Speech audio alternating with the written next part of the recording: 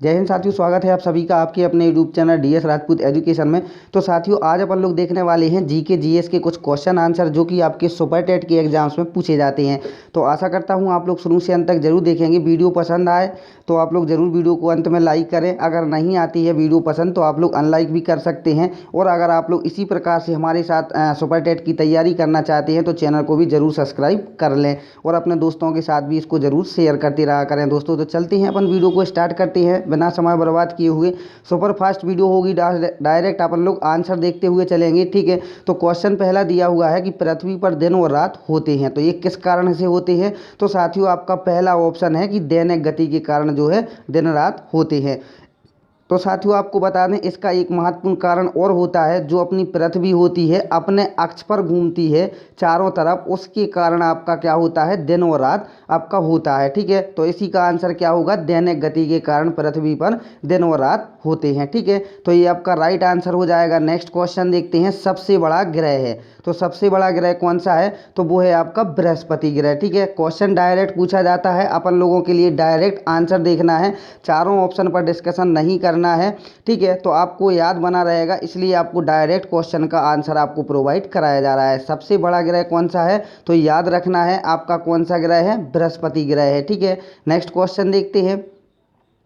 अब ये पूछा जा रहा है सबसे छोटा ग्रह कौन सा है। सबसे बड़ा ग्रह आपने देख लिया, सबसे बड़ा ग्रह कौन सा, बृहस्पति। और सबसे अगर छोटा ग्रह पूछा जाए आपसे तो याद रखना कि बुध ग्रह आपका सबसे छोटा ग्रह होता है, ठीक है। ये क्वेश्चन पूछे जाते हैं किसी भी एग्जाम्स की, अगर आप लोग तैयारी कर रहे हैं तो ये क्वेश्चन आंसर आपसे ज़रूर पूछे जाएंगे। अगर आपका जीके जीएस का पोर्शन उस सब्जेक्ट में आता है या उस एग्जाम्स में आपका आता है तो आपके ये क्वेश्चन आंसर महत्वपूर्ण है, ज़रूर देख कर जाइएगा इनको, सारे के सारे क्वेश्चन को। नेक्स्ट क्वेश्चन है आपका कि अगुलहास धारा किस महासागर में बनती है। महत्वपूर्ण क्वेश्चन है, अगुलहास धारा किस महासागर में बनती है। तो आपको याद रखना है कि हिंद महासागर में अगुलहास धारा बनती है, ठीक है। नेक्स्ट क्वेश्चन देखते हैं।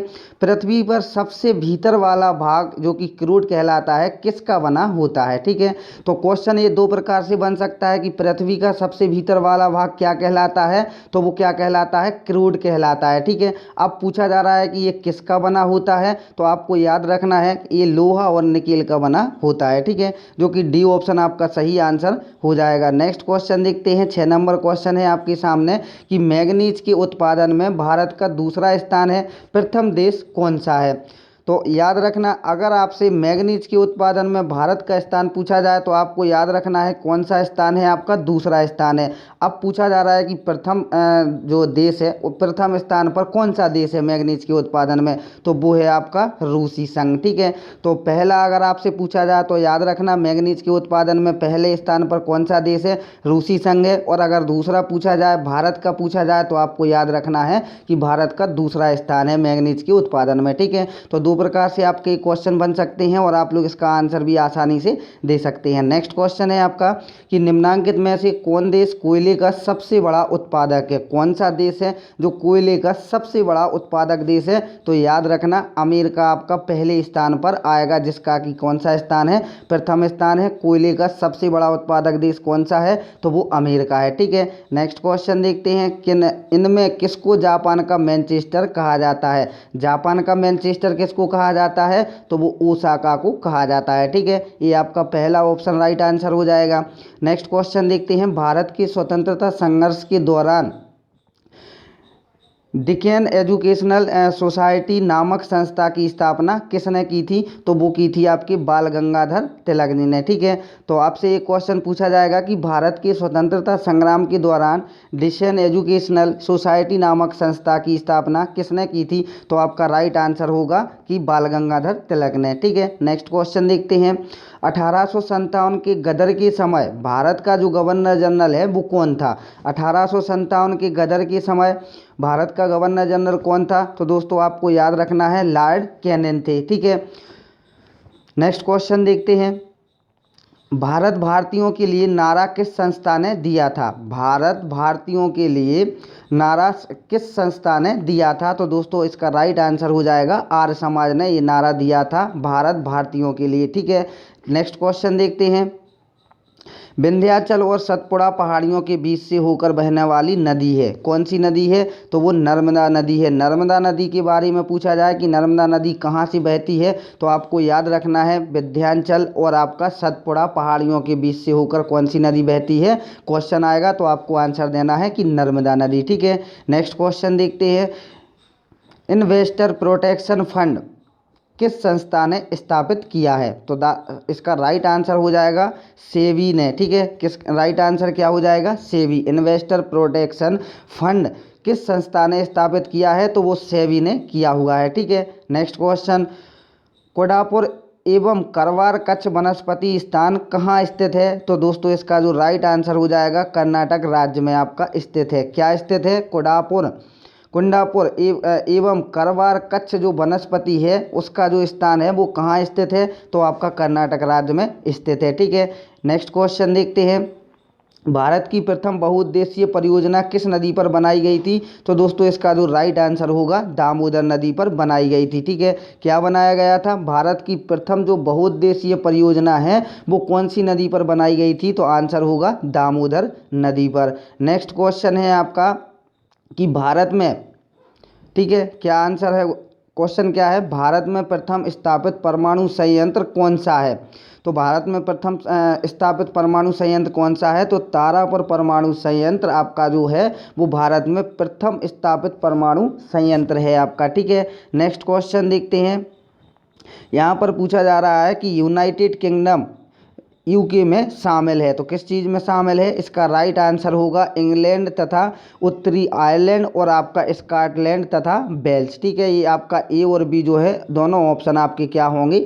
सही आंसर हो जाएंगे। ठीक है, नेक्स्ट क्वेश्चन है। आगरा शहर को किसने बसाया? तो आगरा शहर को किसने बसाया था? सिकंदर लोदी ने। ठीक है, ये आपका राइट आंसर हो जाएगा पहला ऑप्शन। इसके बाद नेक्स्ट क्वेश्चन देखते हैं। राष्ट्रीय प्रतीक के निचले भाग में जो उत्कीर्णित शब्द है सत्यमेव जयते, ये किस संदर्भ से लिए गए हैं? तो साथियों इसका राइट आंसर रखना है आपको याद, मुद्गोपनिषद से लिए गए हैं। राष्ट्रीय प्रतीक के जो निचले भाग में उत्कीर्णित आपका जो शब्द है सत्यमेव जयते किस संदर्भ से लिए गए हैं? तो मुद्गोपनिषद से लिए गए हैं। ठीक है, नेक्स्ट क्वेश्चन है। अशोक के शिलालेखों की लिपि जो है वो क्या है? तो वो है आपकी ब्राह्मी लिपि। ठीक है, ये याद रखना, अशोक के शिलालेखों की लिपि क्या है? ब्राह्मी लिपि है। ये क्वेश्चन आपका IMP है, ये क्वेश्चन पूछा जाता है। ठीक है, चाहो तो आप लोग नोट डाउन भी इसको कर सकते हैं। नेक्स्ट क्वेश्चन है। बिहू निम्नलिखित में से किसका लोकप्रिय उत्सव है? तो बिहू अगर आपसे पूछा जाए तो ये असम का लोकप्रिय उत्सव है और नृत्य भी है आपका। ठीक है, नेक्स्ट क्वेश्चन देखते हैं। विवेकानंद रॉक मेमोरियल कहाँ स्थित है?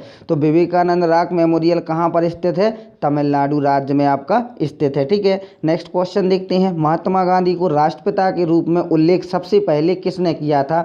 तो महात्मा गांधी को राष्ट्रपिता के रूप में उल्लेख सबसे पहले किसने किया था? तो दोस्तों इसका जो राइट आंसर होगा वो हो जाएगा आपका सुभाष चंद्र बोस। ठीक है, आपका राइट आंसर क्या होगा? पहला ऑप्शन आपका राइट आंसर हो जाएगा। नेक्स्ट क्वेश्चन है। प्रथम गोलमेज सम्मेलन कहाँ हुआ था? तो प्रथम गोलमेज सम्मेलन कहाँ हुआ था? ये आपका लंदन में हुआ था। ये भी आपका IMP क्वेश्चन है दोस्तों, इसको भी अगर आप लोग चाहें तो नोट डाउन कर सकते हैं कि प्रथम गोलमेज सम्मेलन कहाँ हुआ था। तो आपको याद रखना है कि लंदन में हुआ था। देश का लौह पुरुष किसे कहा जाता है? तो सरदार पटेल को कहा जाता है। ठीक है, सरदार वल्लभ भाई पटेल को कहा जाता है देश का लौह पुरुष। ठीक है, नेक्स्ट क्वेश्चन। महात्मा गांधी जी को अंध नंगा फकीर किसने कहा है? तो अंध नंगा फकीर जो महात्मा गांधी जी को कहा है वो चर्चिल ने कहा हुआ है। ठीक है, ये क्वेश्चन भी महत्वपूर्ण है। नेक्स्ट क्वेश्चन है। महात्मा गांधी निम्नलिखित में से किन से अधिक प्रभावित थे? तो दोस्तों वो थे लियो टॉलस्टॉय से प्रभावित थे आपकी महात्मा गांधी जी। ठीक है, नेक्स्ट क्वेश्चन है आपका कि महात्मा गांधी का जन्म हुआ था, तो ये भी क्वेश्चन आपका महत्वपूर्ण है। ये तो आपको याद ही रखना होगा दोस्तों कि महात्मा गांधी जी का जो जन्म हुआ था वो 1869 ईस्वी में आपका हुआ था जन्म। ठीक है, नेक्स्ट क्वेश्चन है। पंजाब केसरी के नाम से जो विख्यात थे वो कौन थे? तो पंजाब केसरी के नाम से विख्यात कौन थे? लाला लाजपत राय। ठीक है, नेक्स्ट क्वेश्चन देखते हैं। निम्नलिखित में से कौन सी गंगा की सहायक नदी नहीं है? गंगा की सहायक नदी कौन सी नहीं है? सुवर्ण रेखा। सुवर्ण रेखा जो है वो गंगा की सहायक नदी नहीं है। बाकी सोन है, गंडक है और कोसी भी है। कोसी के बारे में भी आप लोग याद रखना, इसको बिहार का शोक भी कहा जाता है, ठीक है। बंगाल का शोक भी इसको कहा जाता है, ये क्योंकि अपनी दिशा परिवर्तित करती है। नेक्स्ट क्वेश्चन है, किस राज्य की सीमा चीन से जुड़ी हुई है? तो अरुणाचल प्रदेश की सीमा जो है वो चीन से जुड़ी हुई है। नेक्स्ट क्वेश्चन है, कितने वर्ष के पश्चात राष्ट्रीय जनगणना होती है? तो ये होती है आपकी 10 वर्ष के बाद। राष्ट्रीय जनगणना कितने वर्ष के बाद होती है? तो 10 वर्ष के बाद आपकी राष्ट्रीय जनगणना होती है, ठीक है। नेक्स्ट क्वेश्चन है, काजीरंगा राष्ट्रीय पार्क है, ये तो आपने क्वेश्चन टीईटी में आराम से पढ़ा होगा, तो आप लोग आंसर डायरेक्ट दे पाओगे। इसका राइट आंसर होगा असम में काजीरंगा राष्ट्रीय पार्क स्थित है, ठीक है। नेक्स्ट क्वेश्चन ऑपरेशन फ्लड से संबंधित है, तो ऑपरेशन फ्लड किससे संबंधित है? डेयरी विकास से आपका संबंधित है, ठीक है। तो डी ऑप्शन आपका राइट आंसर हो जाएगा। नेक्स्ट क्वेश्चन देखते हैं, धान की खेती के लिए उत्तम मिट्टी कौन सी है? तो धान की खेती के लिए जो उत्तम मिट्टी है वो आपकी दोमट मिट्टी महत्वपूर्ण है, ठीक है। नेक्स्ट क्वेश्चन, कौन से भारतीय शहर हैवी इलेक्ट्रिकल से संबंधित हैं? तो कौन से भारतीय शहर हैवी इलेक्ट्रिकल से संबंधित हैं? तो भोपाल जो है आपका शहर वो हैवी इलेक्ट्रिकल से संबंधित है। नेक्स्ट क्वेश्चन, भारत में हरित क्रांति का श्रेय जिस सुविख्यात कृषि उद्योगों की विज्ञ को कहा जाता है उसका नाम क्या है? तो वो है डॉक्टर वर्गीस कुरियन साहब, ठीक है। नेक्स्ट क्वेश्चन, राणा प्रताप सागर संबंधित है, तो वो है आपका जल विद्युत से। राणा प्रताप सागर किस चीज़ से आपका संबंधित है? जल विद्युत से, ठीक है।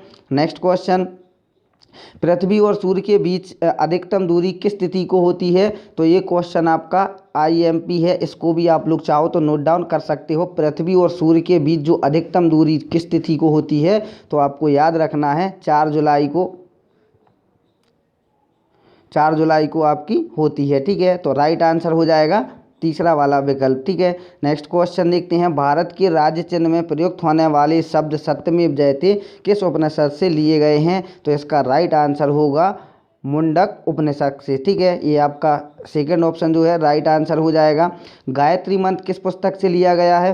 तो ये भी आपको याद रखना कि ऋग्वेद से जो गायत्री मंत्र है आपका ओम भूर्भुवस्सुवः, ये आपका लिया गया है ऋग्वेद से, ठीक है। नेक्स्ट क्वेश्चन, हिंदी किस लिपि में लिखी जाती है?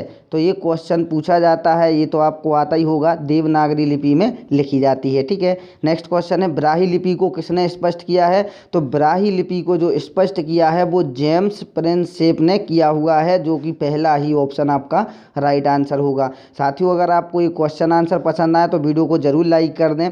आप लोगों के लिए ज़्यादा समय व्यर्थ नहीं करेंगे। अगर आप लोग वीडियो देखते हैं तो वीडियो को यार लाइक ज़रूर कर दिया करें और अपने भाई बहनों या दोस्तों में इसको ज़रूर शेयर कर दिया करें। जो भी हमारे भाई बहन हमारे साथ जुड़े हुए हैं उनको मैं विश्वास दिलाता हूं कि आपका जो सुपर टेट का एग्ज़ाम्स होगा उसमें आपका एक भी क्वेश्चन ऐसा नहीं जाएगा जो कि आपको यहाँ से आपको नहीं पढ़ा हो और आपको वहाँ ना फंसे, ठीक है। तो केवल आपको हमारे साथ बने रहना है, मेहनत करना है, पढ़ते रहना है दोस्तों। अभी से तैयारी करना है। अगर आप लोग चाहेंगे कि तभी तैयारी कर लेंगे जब आपका नोटिफिकेशन आएगा, तो दोस्तों ऐसा नहीं करना है। अपने लिए बहुत पहले से समय दिया गया है, तो अपने लिए अभी से तैयार होना है, अभी से कमर कसना है और हर एक क्वेश्चन को बहुत ही अच्छे से कवर करते हुए चलना है ताकि आप लोग अच्छे से नंबर ला सको। उसमें दोस्तों आपकी जो पात्रता होती है आपका पास होने की नहीं होती है कि आपको 82 नंबर चाहिए या 90 नंबर चाहिए। उसमें आपकी मेरिट होती है, तो उसमें दोस्तों अधिक से अधिक आपको नंबर चाहिए। कम से कम 110 नंबर आएंगे तभी आपका सिलेक्शन पक्का माना जाएगा, और हो सकता है इसमें अभी आपका पक्का नहीं माना जाए। तो जितने अधिक अंक ला सकते हो उतने अधिक अंक आपको लाने होंगे। तो इसलिए आपको जो भी प्रोवाइड कराया जाता है वो आप लोग जरूर देखते रहा करें, ठीक है। तो क्वेश्चन क्या था, राष्ट्रीय विज्ञान दिवस किस दिन मनाया जाता है? तो राष्ट्रीय विज्ञान दिवस जो मनाया जाता है वो 28 फरवरी को मनाया जाता है। ये भी क्वेश्चन आपका आईएमपी है दोस्तों, इसको भी आप लोग चाहो तो नोट डाउन कर सकते हो कि राष्ट्रीय विज्ञान दिवस किस दिन मनाया जाता है। तो 28 फरवरी को मनाया जाता है। आज का लास्ट क्वेश्चन है साथियों कि राष्ट्रीय खेल दिवस किस दिन मनाया जाता है? तो राष्ट्रीय खेल दिवस 29 अगस्त को मनाया जाता है। ये भी महत्वपूर्ण है, आईएमपी क्वेश्चन है, तो इसको भी आप लोग चाहें तो नोट डाउन कर सकते हैं कि राष्ट्रीय खेल खेल दिवस किस दिन मनाया जाता है, तो 29 अगस्त को मनाया जाता है। तो साथियों कैसी लगी वीडियो कमेंट बॉक्स में ज़रूर लिखिएगा। कोई अलग से सब्जेक्ट पढ़ना चाहते हैं, कोई आपके मन में सवाल है, कोई डाउट है, तो आप लोग हमें कमेंट बॉक्स में ज़रूर बताइएगा, ताकि हम आप उस पर एक अलग से वीडियो बना सकें और आपके जो भी डाउट है उसको क्लियर कर सकें। तो साथियों आशा करता हूं कि वीडियो को आपने लाइक कर दिया होगा, और आप लोग पहली बार विजिट कर रहे हैं तो चैनल को भी ज़रूर सब्सक्राइब कर दिए होंगे। तो साथियों आशा करता हूं मिलेंगे नेक्स्ट वीडियो में। जब तक के लिए जय हिंद, जय भारत, वंदे मातरम दोस्तों।